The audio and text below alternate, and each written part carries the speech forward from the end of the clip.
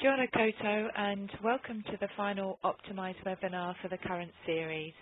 Today's topic is making sense of Google Analytics. My name is Helen Bartle and I'm the Senior Advisor for Audience Development and Capability Building at Creative New Zealand, and I'm really pleased you could join us for this session. In this special one-hour introductory clinic, Vicki Allpress Hill from the Audience Connection will show you how to get into Google Analytics and access the reports, 5 key reports that can get you started, tips for customizing these reports for your own needs, and easy ways to export and email reports to your team. We will break midway through the webinar and at the end so you can ask Vicki questions. And you can use the chat box to post your questions and I will moderate question time. The chat box is on the left-hand side of the screen. We'll also post the PowerPoint slides and the webinar recording on Creative New Zealand's YouTube channel after the session. Vicki has been leading and delivering Creative New Zealand's Audience and Analytics program over the last 18 months and has noticed how few New Zealand organisations really understand or utilise Google Analytics. So hopefully today you will leave better equipped to use this free tool, and I know that Vicki has a lot to get through to help you do this. So Vicki, without further delay, over to you.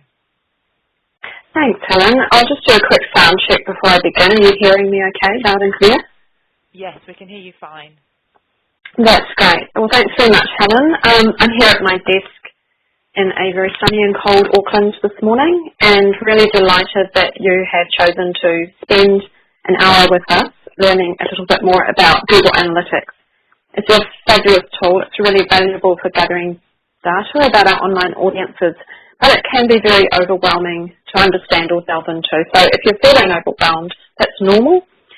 I get really excited about this tool and how it can help New Zealand arts organisations improve the experience that their audiences have online and thereby get better results. So at the Audience Connection, we work alongside organisations in the arts sector, primarily helping them navigate digital technology and tools to effectively engage with audiences. We absolutely love this work. And it takes us into all sorts of territories of digital strategy, social media, marketing, online marketing analytics and benchmarking, website development and the like. So today's webinar is going to cover 4 areas. So I don't want to delve too much into the accessing and setting up of Google Analytics. That's a fairly technical topic. I don't want to turn you away before you've even begun. But some of you I know may not know how to log in to their analytics and some of you may not have set it up. So I'm just going to touch on that briefly. And then I've pulled out, as you can imagine, Google Analytics is a massive topic. I've pulled out 5 reports that are great to start with and give you some really good insights thinking of you as arts organisations. Then I'll give you a few tips for customising data, reports and views, and then for sharing data with your team. As Helen mentioned, the recording of the webinar and a PDF of slides will be shared via Creative New Zealand's YouTube channel and website. So this is not intended to be an hour in which I superhumanly tell you everything about Google Analytics. Hey, I don't even know everything about Google Analytics, but it is designed to give you a really effective starting point. So my goal is you'll go away from this knowing how to set up and access analytics, how to get started or reboot yourself with some really useful reports, and some increased confidence and a few new skills. So as Helen mentioned, there'll be time for questions. If you have questions that require really detailed answers about your own analytics, they may have to be dealt with offline. And if your questions are particularly technical, I may have to consult my technical advisors. But I will do my best to answer your questions. We'll break in the middle and then at the end. So my suggestion for this webinar is that anything that sparks your interest or looks like it might solve one of your problems or answer one of your questions, note it down. And later when you've got a copy of the slide deck, delve into those reports a little bit more and Google more about them.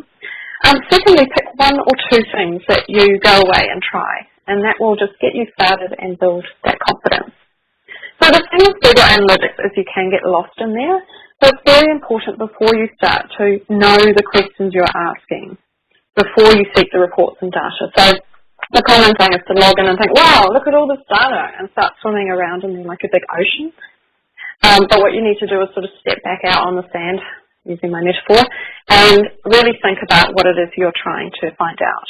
So I'm going to give you some help with some ideas for these questions as I go through the 5 reports. So what is Google Analytics exactly? Just very quickly, it's a free in-depth analytics tool. It's free, but they do have also premium versions, but we won't even go there because they're beyond most of your budget. That provides statistics from your website, offered by Google. It tracks and reports website traffic. It's the most widely used web analytics program. It gives you insights into who your website visitors are, not individuals, but in broad segments based on things like what sort of device they're using, those types of things, where they come from, in terms of geographically, yes, but also where they've come from in terms of on the web, have they come from a search engine, etc., and what they convert into. And it works by using a tracking code snippet, which is applied to each page of your website and sends data to Google's servers. And this data then displays in reports in your Google Analytics account that you can view, compare, export, and analyze. So how do you get it? I don't want to get too technical right now because you can read about this later. But if you haven't set it up already, you decide on which web property you want to track. You set up a new Google account, or you can use an existing, like a Gmail account. And then you go to Analytics and you either sign in or sign up and you follow the on-screen instructions. And then what happens is you set up your web property in there. It's not as hard as it sounds. And then you open up tracking information. It gives you this tracking code snippet that you can give to whoever maintains and manages your website to paste into your site pages. And then within 1 or 2 days, you should see the data start to populate. So when you log in, it looks like this. Sorry for those of you who use it regularly. And then when you go into your analytics, so this is New Zealand String Quartet Analytics, so you'll see that it's a hierarchy of 3. So the first thing is the account. So in this case, it's a New Zealand String Quartet. The second level is the property, and the property is a website, a mobile app, or a device, such as if you had a kiosk in a venue, that would be a web property. An account can contain 1 or more properties. So some of the organisations I work with have multiple properties, and others just have one, which is their main website. And then the third level is a view which you can customise. So it's a defined view of data from a property. So Google Analytics sets up a default view, which is all your data, which you should always retain. And then you can, if you choose, use filters to customise views. For example, have a view to filter out all the internal traffic that takes out all the stuff that you are doing on your website and skewing the results. And so your tracking code, which looks like this, and you have a tracking ID. The middle part of the number is your account, and the bit on the end is your property. And so that ID turns up in the code on the website. So when you have set all that up, and I'm expecting you will need help from someone who knows about websites to do that, but once you've set all that up, you log into Google Analytics, and you'll see there are 4 tabs top. If you're wondering why I'm not delving in online live, it's because of the challenges of Wi-Fi and WebEx and things like that. So it's easier to give you screenshots, and then later on you can review these. So when you go into the analytics, you'll see at the top, just before when I showed you the hierarchy, we were in the admin section. And then this is the reporting section. And down the left are listed all the categories of reports. And if you go past the first 4, you'll see audience acquisition, behaviour and conversions. Audience acquisition and behaviour contain the base standard reports in 3 broad categories, and then conversions are those you set up to track what's happening off your site. So I'll come to that later. So audience reports provide insights into the characteristics of your users, things like the geolocation, whether they're new or returning, their level of engagement, browsers and networks they are using to access your site, and that's where the mobile reports come in. Acquisition is all about where your visitors originated from, such as search engines, social networks, or website referrals. So this is a very key section when determining which of your tactics are bringing the most visitors to your website. And behaviour, for those of you who are content producers, really interested in content, this reveals what your visitors do on your website and a lot around what content they view, where they land, where they exit, things like that. And then what actions they take while visiting. So that's a broad overview of what you find in there.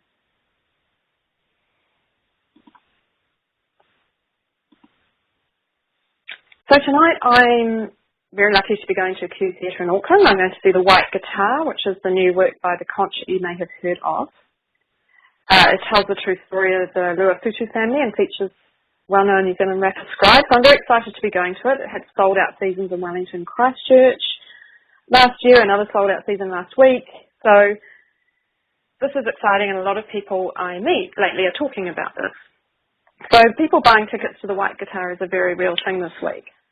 So late on Sunday night, I was looking at some real-time reporting as part of the work for our online marketing benchmarking program called Optimise, where we're tracking 38 organisations' analytics. And I noticed a visitor on the Q Theatre website who had come from the conch and was in the process of buying a ticket, presumably to The White Guitar. So it really hit me at that moment, wow, Google Analytics is about real things happening with our real audiences on our real website. And although it has its limitations, it really enriches our understanding. But one thing that I need to share before we go into the reports that is really important to understand is how Google Analytics represents the user. And this is one of its key limitations, but we work around that limitation. So, for example, if you have a CRM database and you spit out a report of everyone who's donated in the last year, it's spitting out real people. You can count the numbers, you know it's exactly correct. Google Analytics, because of the way it tracks users and how it tracks users by tracking when they load the web page, it's really tracking in very simple terms devices and browsers, not individual people. So just picture this scenario. I am at work on my desktop computer and I open Q Theatre's website. And then on the bus on the way home, I open Q's website again on my mobile phone. And then when I get home, I put my laptop on my knee and I open Q Theatre's website again because I want to complete what I was doing. Google Analytics is going to see this as 3 distinct user sessions on the Q Theatre website. And if it's my first time on each device within the time period set for the reporting, I'm 3 new users. However, if I come home and I open Q's website on my laptop, and then I close the website down, or I remain inactive for 30 minutes, which is the time-based expiration of a session that Google uses. So if someone's sitting on your website for 3 hours and forgets that it's open, it's only tracking them for the first 30 minutes of inactivity. Then say my husband opens Q's website on the same laptop and browser, Google Analytics will see this as 2 user sessions. So by the same user. Basically it thinks it's the same person coming twice. So the first visit might be a new one and the second is a return visit from the same user. So that's a little bit to wrap your head around, but I don't want you to get too hung up about this now, because the value in Google Analytics is about seeing trends. So trends over time, making comparisons between, say, this year and last year, and being alerted to peaks and troughs in activity on your website. So it's never going to be 100%. Then you get someone turning off cookies in their browser, things like that. There's various reasons that people don't turn up in Google Analytics reporting. So that's why you're looking at trends. So I'm going to start with the audience overview report. This is one of the most basic reports in Google Analytics, but it has some real golden metrics. So just to tell you some of the questions that this report answers. So this tells you how many website visitors you had during a certain time period that you select. Are your website visitor numbers increasing or decreasing over time? Have you had any peaks and troughs in visitor numbers? When and why? So you can perhaps look at this aligned with some campaign activity that you've been doing that might be non-web-based or some sort of event that you've had, and just see if that has an impact on your numbers. Have they remained consistent between events or promotions? So that's where you start to see where your engagement might fall down between festivals, for example. And how engaged are your website visitors, and is this increasing or decreasing? So this is the audience overview report. I'm going to turn on my cursor. You should see a big red cursor, hopefully. And it's down here when you open out audience on the left, and it's right at the top. So each of those three sections I mentioned before, audience, acquisition, and behaviour, has an overview report at the beginning, which really is a bit of a dashboardy look at key metrics. So let me take you through a few definitions. But before I do that, actually, right at the top right is the date range of your report. So just so you know, that defaults to the previous 30 days. It's about a day old, but then it's the previous 30 days. You can change this date range, and it's always important to remember the time period in which you are working. So, for example, if you're looking at new visitors and you make your time period really long, it's going to mean that they were new within that time period. So things like that, just keep that in mind. Also, if your time period is too short, it might not contain enough data to really see a trend. Another thing is once you set the date range, unless you log out, come back in, as you go through the reports, it retains that date range. So that's really helpful when you're pulling out a lot of data, say for a board report, but you can sometimes forget and you have to remind yourself to reset the date range. So the first thing in here is the sessions. A session is a group of interactions that takes place on your website within a given time frame. So it's basically someone opens your website basically on a device, in a browser, does a few things, leaves it sitting there, and the session, and then until they either close down the website or it goes to midnight, or they've been on there 30 minutes with inactivity, it stays as a session. Don't get too hung up on all the detail right now. I just want to give you an overview of what you can see there. So that's how many of those sessions in this date range for this organisation. Users, this is a person on a device or a browser basically. Page views is how many pages were loaded and viewed. And that enables, should be clicking on this actually, sorry.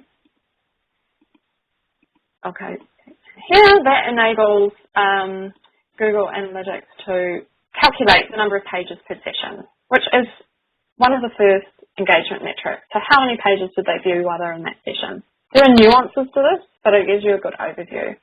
And likewise, it then tells you the average session duration. So on average, how long did users stay on the site within a single session? Bounce rate is an interesting one. This is the percentage of single page visits or web sessions. So it's the number of visits in which a person leaves your website from the landing page without browsing any further.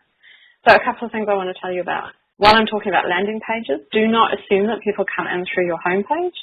In many cases, more than 50% of users on a website will come in through internal pages because they're searching on something. They come in through a page about an artist, for example, or you're sending them directly to something from your email.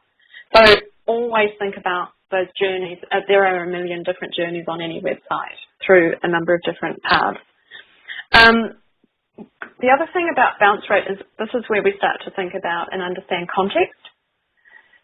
So if I'm a museum and I want people to browse my online collection, if I have a very high bounce rate, so if it starts to get above, say 60, 70%, over 70%, I am going to see that as, oh, too many people are bouncing off on page and not engaging with my content. However, if I'm the same museum and I delve a bit further into this and I find out that the really high bounce rate is off our contact us page or how to get to us page, that's really good because people are getting the information straight away and they're not having to click around to find it. A very simplified example, but it's really important to think about that when you're looking at bounce rate and to delve a little bit further. And then the percentage new sessions is the number of visits by first-time users during the selected date range. And Google calculates that obviously by the cookie that it puts.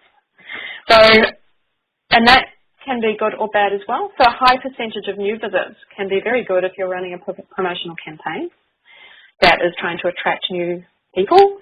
And it's bad if you're a site with a lot of content, particularly if you're, say you're a newspaper or publication, or you have a lot of content about your topic. It's bad if you're not getting a high percentage of repeat visitors in a way. So again, always have to delve into the context behind the data. What I wanted to say is the other reason that these metrics are very important is that pages per session, average session duration and bounce rate and percentage of new sessions turn up in most of the reports within Google Analytics, and you'll start to see that in a moment. So that's when you can start to segment by traffic source, by device, that type of thing. So, yeah, cool. Sorry, I did these clever animations and then forgot to use them. So here's an example of context. So this is from a festival's website, and it's the previous 30 days, what it's defaulted to, and I looked at this and thought, whoa, really low average session duration, under a minute, and then really high bounce rate at over 80%. And I thought, hey, it's festival, so let's go back. So I went here to the date range, and what you can do is compare to past. So you compare to the exact previous period that it calculates based on what your current date range is to the same time the previous year, or you can set a custom one. So I set a custom one to the dates when the festival would have been on. And yeah, so I can see here, although it's hard for you to see, but I can see here that the metrics were much stronger in the past during the festival than they are now. So the average session duration was well over a minute, whereas previously it was under, and the bounce rate was much lower at around 51%, I think, than it was. So basically, I'm seeing that, yes, of course, during the festival, people were more engaged than they are now. This also raises a question of how to use content to engage audiences between festivals. Anyone who heard Meg Williams at the Big Conversation talking about New Zealand Arts Festivals, techniques around this, will know that that's a whole another story. So here are some averages that have come out of our Optimise benchmarking program that you can look at later on when you see the slide deck. But it's important to, yes, these are averages, and you can see where you stand against the averages, but particularly with things like bounce rate, it's important to go down and delve further to get true meaning out of that data. And I'll show you an example of that soon. So that's the first report I wanted to share with you. The second is about a very hot topic. So if you don't yet have a mobile responsive website, you are denying your users a satisfactory experience, and you are probably limiting conversions from your website into greater engagement. And you will definitely be being shunted down the search results by Google when a potential user searches for a relevant topic on a mobile phone. There are lots of resources that we produced about mobile, so you can have a look at those later on. But this mobile reporting in Google Analytics is really an arts manager's best friend at the moment. It gives you insights, it gives you arguments for investment, and it helps you to make continuous improvements to the experience on mobile. So the mobile report answers things like, what number and percentage of our website visits are made on a mobile phone or tablet? How have the proportions of visits changed between desktop, tablet and mobile over a certain time period? How engaged are our mobile and tablet visitors compared with desktop visitors? Are there any alarm bells ringing with this? And also, if you have gone mobile responsive, are we seeing that mobile visits and engagement have increased? And can we report back to our funders or board that that investment really has made a difference?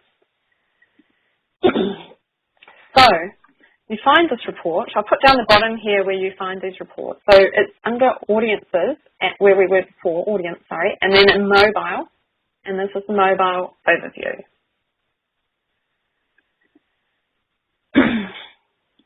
So you'll see that there are 3 rows, and a lot of the reports are in this table format. This is the standard format for Google Analytics reports. And along here you have desktop, mobile and tablet, the 3 overall types of devices. And then along here you'll see, so as well as telling you the number of user sessions and the percentage breakdown in the first column during this time period, it also, as I said, brings across those key engagement metrics into the report. So this is where I can start to segment. So if I look at this, I can see that there's for this organisation, a significantly higher bounce rate on mobile, and then tablet is higher than desktop. And so I'm seeing what I would probably expect to see. High bounce rate on mobile, lower on tablet, and then the lowest on desktop. And this is typical. But there's really 2 reasons that we're delving into further. One is because a lot of organisations aren't mobile responsive or handling content in a mobile responsive way. But the other is just, again, context. If I'm on my mobile, I'm on the bus, I'm probably just checking something quickly. I'm unlikely to be reading something in depth in the way that I might do on desktop or tablet. So, yeah, you know, some of this is inevitable, but some of it shows that things can be improved. And again, the pages per session and average session duration. So if I go and compare to past, I start to be able to break it down and see how things are changing. You can't really see the detail here, and what I'm interested in though is if you look, for example, under desktop, the first 2 rows under desktop, where it says how many visits and then the percentage of visits of desktop. And I'm interested in that. I'm not interested in the percentage change of visits necessarily right now. I'm interested in the proportion. And what I'm seeing is that the proportion of mobile visits has gone for this organisation from 23% to 31% in a year, almost 32%. And that's typical of what we're seeing. Desktop is going down, and this one's an interesting one because tablet went down as well from 12% to almost 11%. And it's really interesting to see that mobile growth is speeding up and tablet growth is slowing and sometimes, in some cases, declining. So I think it's because mobile phones are becoming more usable and larger, and they're kind of performing the work of tablets. So if you really want to go and see what the experience is like on your website across every possible device, go to ScreenFly.com. I think it's .com, ScreenFly, and it's a free tool, and you put in your URL, and this is Comedy Festival, is nicely mobile optimized, mobile responsive across desktop, tablet, and mobile phone. So it's a really great way to get into the shoes of the user. So what's average? Well, 4 years ago, we saw 15% of visits on mobile, and we were starting to think, whoa, at that time. And now the most latest results are that across 38 arts organisations in the New Zealand arts sector, 41% made on mobile or tablet. So really think about that. If you're not mobile responsive, possibly close to half or at least a third of your visitors are on that mobile phone trying to make their way around there. So a really important one, and will help you get investment if you need to by pulling out those engagement stats. The third report I wanted to share with you this morning is the channels report. This is one of my favourite reports. I think I like to know where website traffic is coming from. So this is a report that takes standard categories set by Google Analytics and puts your traffic into those categories. So it tells you, it answers the questions, where is our website traffic coming from? Is our marketing activity impacting our website traffic? How engaged are the website visitors from each channel? So we might be getting a whole lot from social media, but when they get to the website, they're bouncing off. Which channels send the most engaged traffic, and therefore which ones should we focus our efforts on? So it's a bit of a resourcing type thing. So this is the channels report, and it's under acquisition. And you open and close these expand out and close down again. And it's under all traffic, you open that out, and then you come to channels. Thanks, Helen, for sharing the ScreenFly link.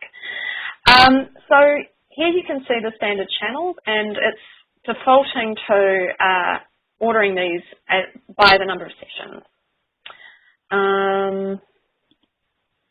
So let me just tell you a little bit about what these mean. So direct traffic is when someone types your web address into a browser, or they have it in their bookmark, or Google Analytics can't assign it to a particular channel and assumes that it's direct.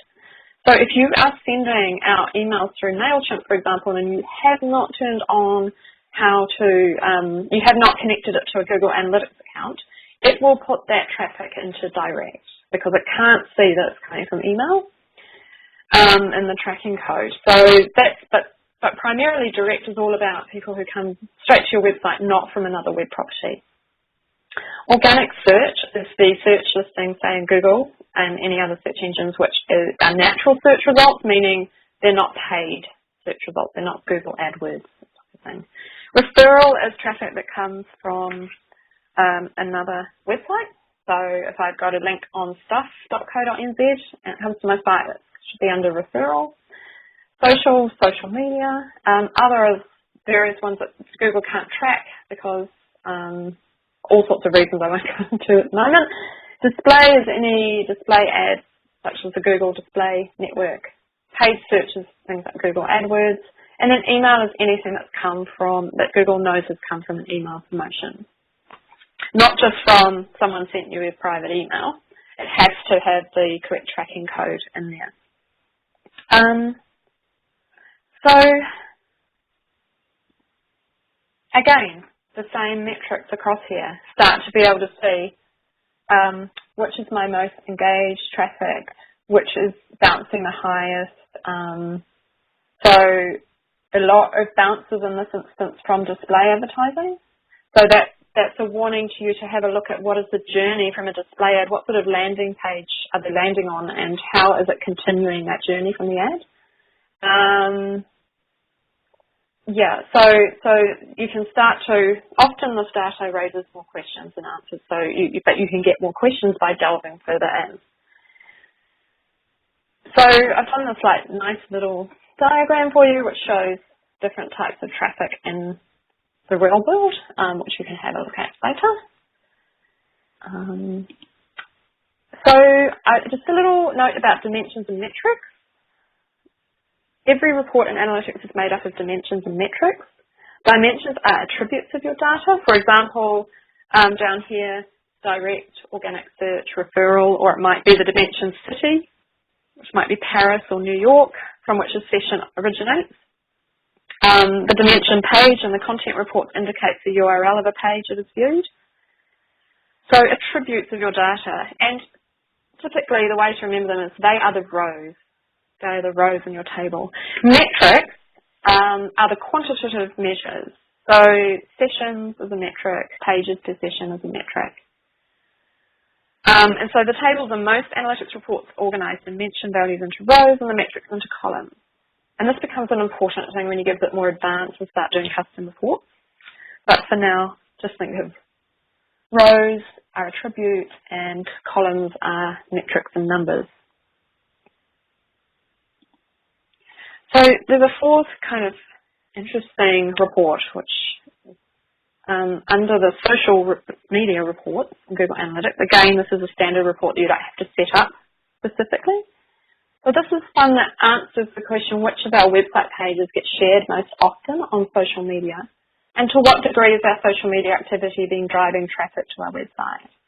And social media visits by which website pages are generating the most engagement? So it's called Social Landing Page Report, and it's down under Acquisition, and you'll see down here again that I've given you where it is, and under Social and then Landing Pages. So this here is from the New Zealand String Quartet, and looking at a recent time period and showing that within that time period, the highest number of sessions, or how would I express this? The web pages most shared by social media, on social media, were the news story about the new second violinist Monique Lappin, who replaced Douglas Fielman, who some of you may have heard this. He had been with the string quartet for 26 years. And so these were highly shared web pages. The top 3 are actually related to that. But then there's another thing that you should look at in all reports. If you come across to engagement, you'll see that those ones had fairly limited engagement. People came, read the news story and jumped off. But if you look, which is natural, a lot of people have been in a hurry and not planning to sit and read the New Zealand String Quartet's website. You look at over here, the home page has had, when that's been shared, higher levels of engagement, and also concerts and tickets further down that particular event page. So delve into that report a bit more and you can see, well, okay, we might have got the most traffic or most shares, website page shares from a particular social site, but also some are sending us more engaged traffic. So you can delve down. So if I click on one of those, it links me further to a level down and I can see that most of that came from Facebook, a little bit from Twitter and LinkedIn, but it starts to show me, wow, Facebook's really important for these news stories in this instance. So yeah, and here's one of the posts that did contribute to this, and you can see a really high reach, high number of likes and comments and shares. So it was a highly engaged post. So I'm seeing that reflected in the report. So I'm just going to pause very briefly for questions. We've got still a bit to get through. So if you don't have any burning questions, I'll hold off until the end, but I'll just give you a quick chance. Also happy to take questions by email if you need to think about your questions a bit, because I know this is complex stuff. I think people are really listening intently, Vicki. At this I hope they are. As you said, there's a lot to take it on and take on board. So, yeah. Yes. But yeah, if anyone does have a comment or a query, they can, particularly if it's after the webinar, once you're actually trying to delve into these reports, then as Vicki says, feel free to email us and we'll do our best to answer them. I think and some might move on. Oh, here we go. yeah. From New Zealand Trio. Yes, so it's referring to one of two things. One is when you connect your email management system. So most of the more sophisticated ones will enable you to connect to your Google Analytics account within settings. And MailChimp is one of those. And so yes, it then automatically creates a link that has email as the source, and Google Analytics knows that. So you've seen probably tracking links when you've kind of clicked on stories in your emails in MailChimp, and you can kind of, the reports then come in. I'll show you in a moment where they turn up. The other way is if you manually create a tracking link, and I know, Sue, you might have heard me talk about tracking links in various workshops and things, and that tracking link, if you put the source's email, it will also turn up in there. So it's quite important if something's within an email to make sure the source is email so that it turns up in the right place. So yes, that's what I mean. So I'm just going to, lastly, this is a little more advanced, so it might be a bit mean for those of you who are new to it, but this is about just letting you know the possibilities. So if you're new to Google Analytics, don't go here yet, but just listen in because this will give you a sense of what you can be tracking. So goals are things that you set up yourself. So they're customized things. They're not just set up automatically. They are how you track whether your website is doing the job you need it to do. So it answers these questions. Goals answer these questions. Are visits to your site converting into what I call actions of value? So an action of value might be they sign up for email, they read or consume some content, they donate, they go off to buy a ticket, they join your social media network, those types of things. They stay a certain length of time on the site, which makes them more engaged. All those sorts of things. Are people completing the actions on your site you want them to? Your website and each page on your site should have a purpose. And visits from which traffic sources, audience segments and devices are most likely to convert into actions of value. Stay with me here. So a goals, if you set them up, you'll find down the bottom under conversions. But if you haven't set them up, there'll be nothing here, and it will invite you to set goals up.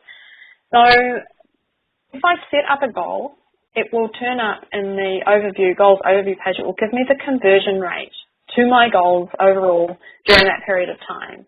So of all the goals I've set up, and I can set up 20 or so goals per property, it will say, okay, during this time period of this report, almost 18% of visitors to the site converted to one or other of the goals. But then I can delve down further into the individual goals.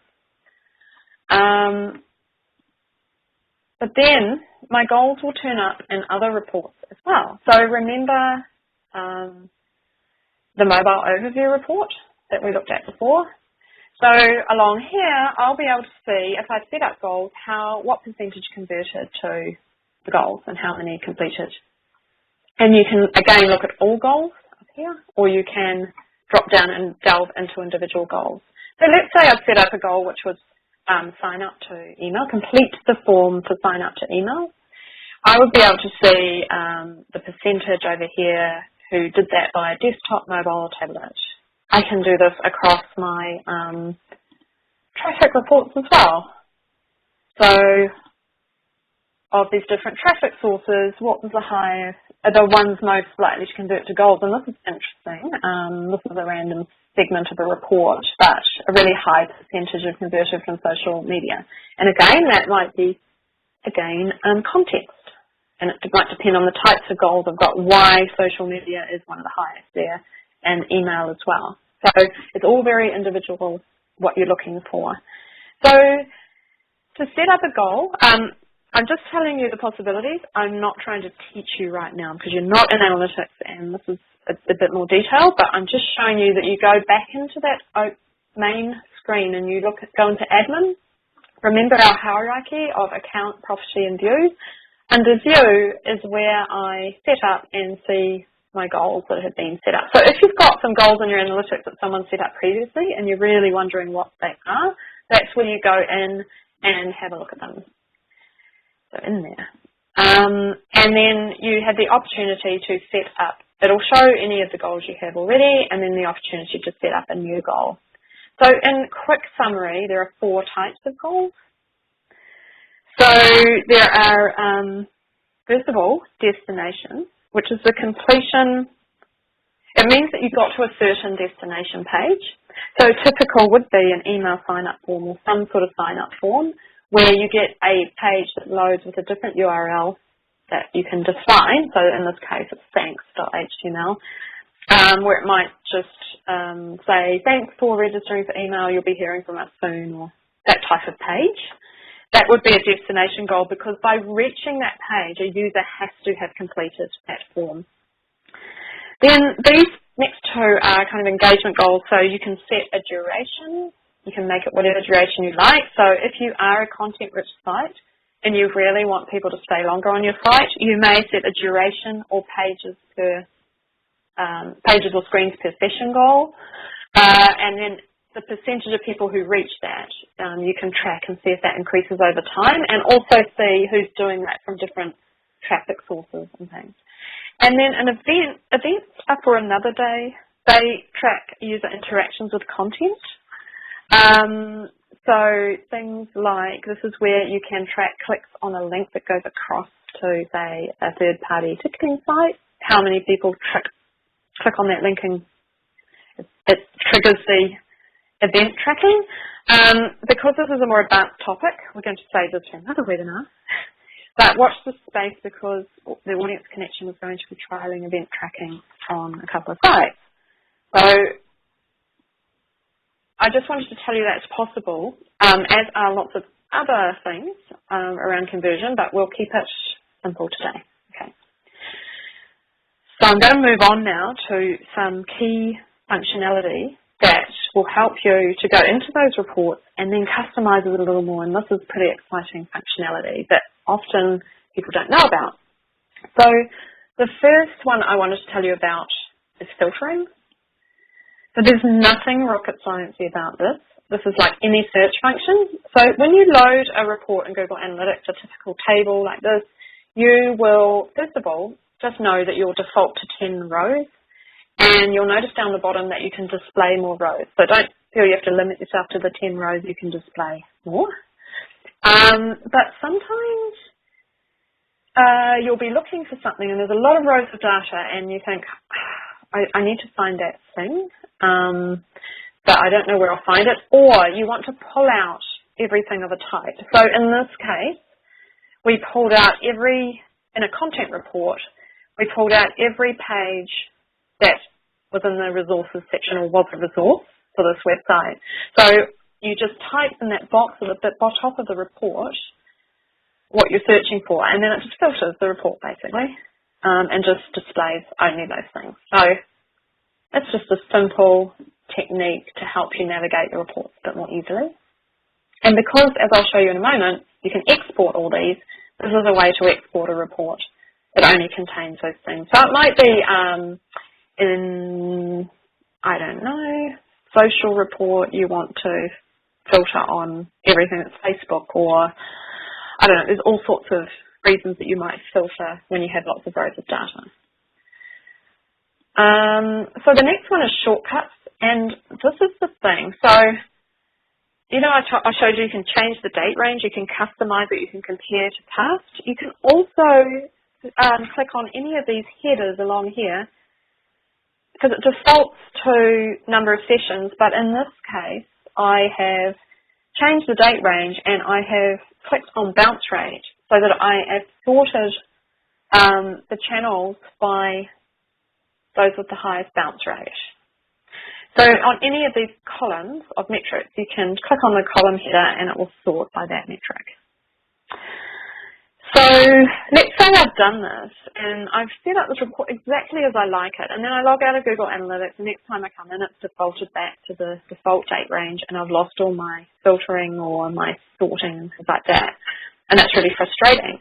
But the good news is, if you've done this on a report, you can go up the top above the report and you'll see the shortcut, and you can click on it and add a shortcut and enter a name for the shortcut. So this is no longer just the channels report, it's the quarter 2 channels report sorted by bounce rate that I have customized as I like it. Go OK, and then you'll find that up here under dashboards you'll have your shortcut, and you'll see that the report is now called this. So that's how I can customize reports in a simple way and then save them to my shortcuts. And whenever I come back to them, they'll have exactly the same information in them. Annotations are great for those of us that are arts marketers and we're running campaigns, and we you know, someone in the future, or it might just be us, we go into the data like this and we go, hang on, what caused that peak? Why was there a sudden peak on this day? This happens a lot in the workshops I run. And then we have fun.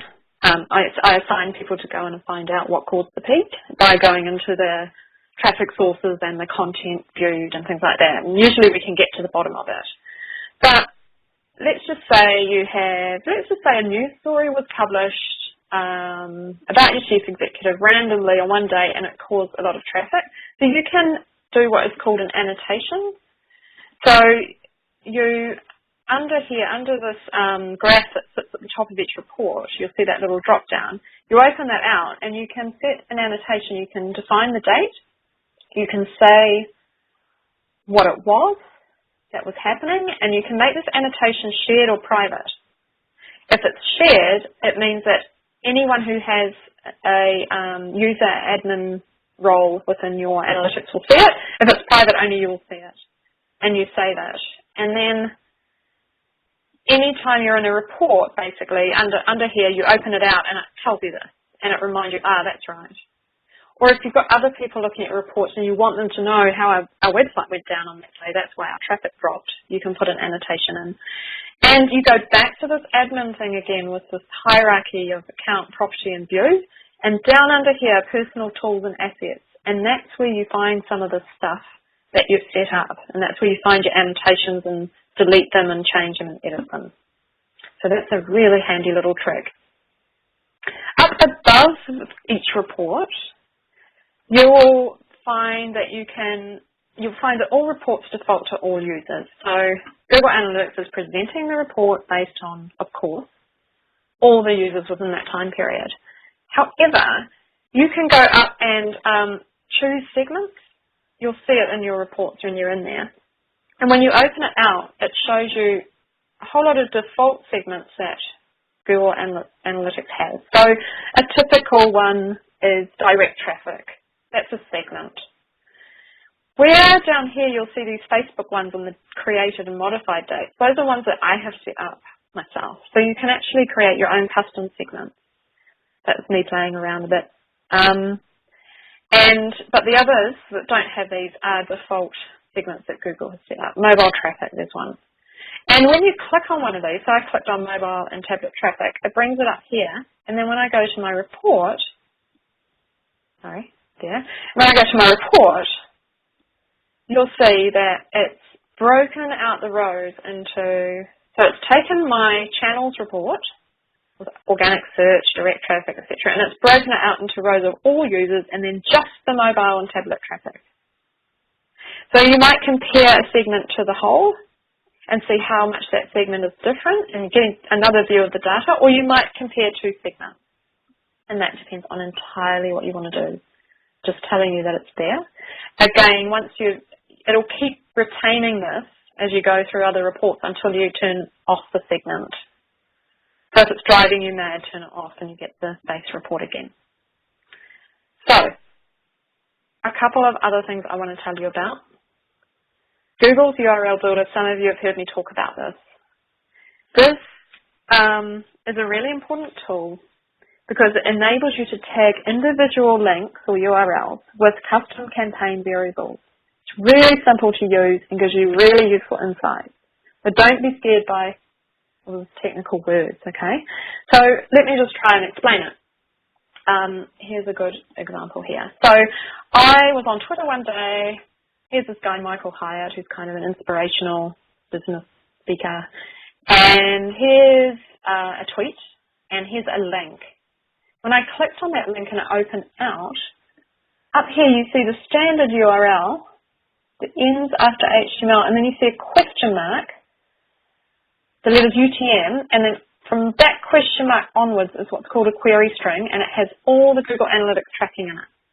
So what it means is that when I and other people clicked on this link in his Twitter feed, he got in his Google Analytics report a campaign report on everyone who linked on that Twitter feed. So if you imagine he's got a lot of followers, say 1,000 people linked on this, he can take those 1,000 people and look at them as a segment and then track how engaged they were on his site and what they converted to. Did they actually convert to buying his book? And there he starts to see the value of his activity, what tweets are converting in the whole journey. So that's the basic concept.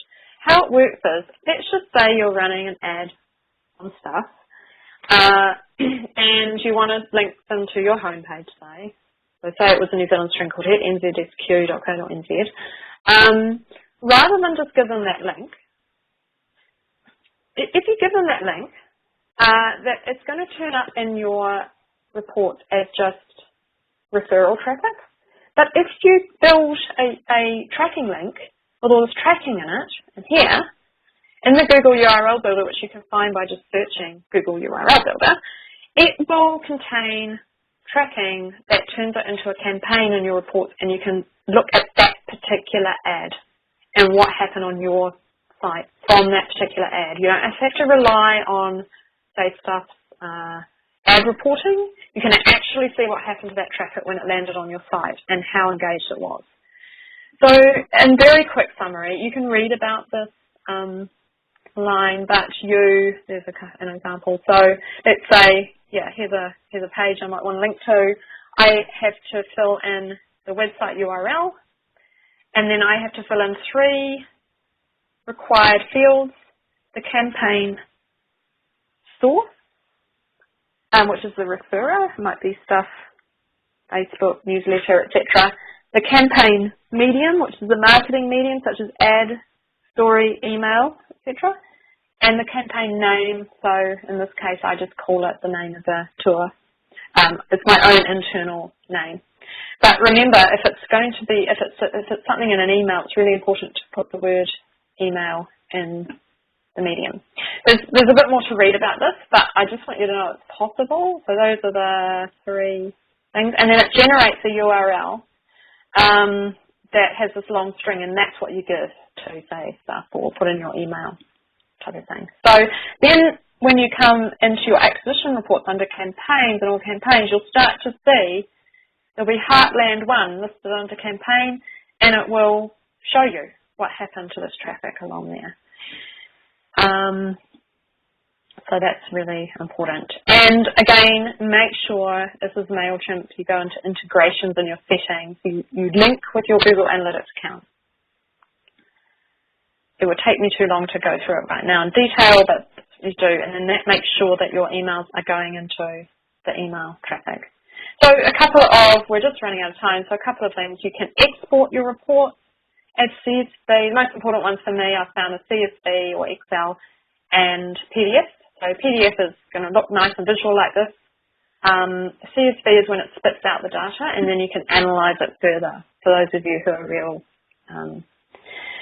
really into your numbers and things like that. And then you can email the reports, and you can play around with this. So you can email a report once, and you can choose what format, or you can have it as a regular email. So say your chief executive wants some top-level metrics once a month, you can set this up for them automated. Make sure when people leave the organisation that you turn off these automated emails. And I just wanted to tell you, you can also set up dashboards where you can pull reports into them, but this is not a day to go into detail on dashboards.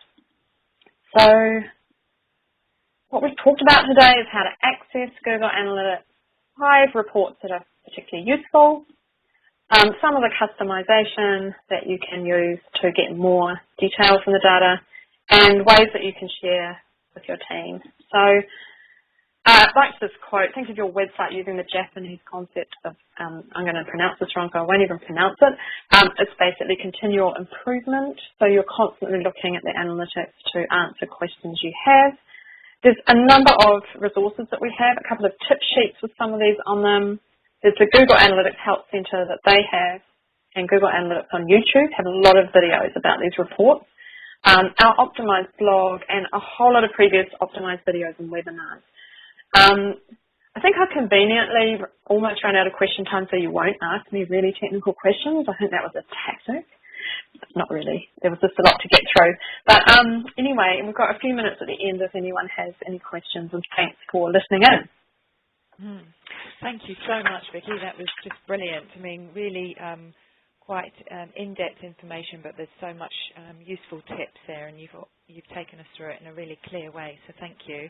One of the questions I had was around whether or not there's some kind of template, or in terms of pulling reports. I seem to remember, a long time ago, the woman who came out from the Sydney Opera House, so she had developed herself a really good sort of template document where she would measure and report on particular reports on a regular basis, and probably then table those at board meetings. Do you have any advice on how organisations could set up a template for themselves so that they can pull reports? Yeah, I'm sort of wondering if Sue, Nelson and Vanessa are laughing at the moment because they've recently asked me this question.